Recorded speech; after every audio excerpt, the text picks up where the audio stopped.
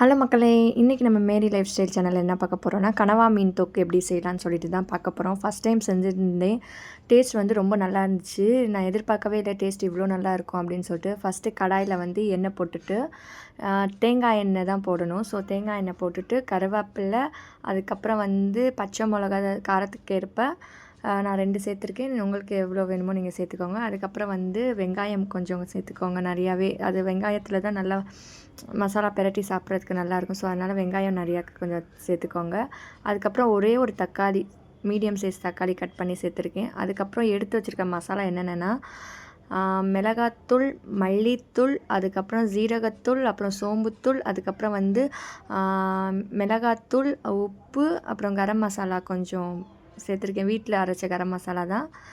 கிராம்பு, ஏலக்காய், பட்டை இருக்குல்ல, அந்த கரம் மசாலா தான் நான் சேர்த்தேன். அதை சேர்த்து நல்லா பச்சை வாசம் போனதுக்கப்புறம் நடுவில் இஞ்சி பூண்டு பேஸ்ட்டும் போட்டிருந்தேன், உப்பும் போட்டிருந்தேன். அதை சொல்ல மறந்துட்டேன். அதையும் ஆட் பண்ணிக்கோங்க. அதுக்கப்புறம் கழுவி வச்சுருந்த கனவா மீன் இருக்குது பார்த்தீங்களா, அதையும் சேர்த்துக்கோங்க. நானே ஃபஸ்ட் டைம் இப்போ தான் செஞ்சேன். யூடியூப் பார்த்து தான் நானே செஞ்சேன். நல்லா இருந்துச்சு டேஸ்ட்டு ரொம்ப. அதிலே தண்ணி விடுன்னு சொன்னாங்க. அது நான் பார்த்தா நிஜமாலே அதிலே நிறைய தண்ணி வந்துச்சு. ஸோ நான் ஒரு சொட்டு தண்ணி கூட எக்ஸ்ட்ராவாக சேர்க்கவே இல்லை. அதில் வந்து தண்ணியிலே குக் பண்ணி எடுத்தாச்சு.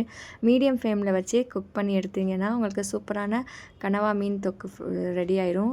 சாப்பிட்டு பார்த்துட்டு எப்படி இருக்குன்னு சொல்லுங்கள். தேங்க்ஸ் ஃபார் வாட்சிங். என்னோடய சேனலை சப்ஸ்கிரைப் பண்ணிக்கோங்க ஃப்ரெண்ட்ஸ்.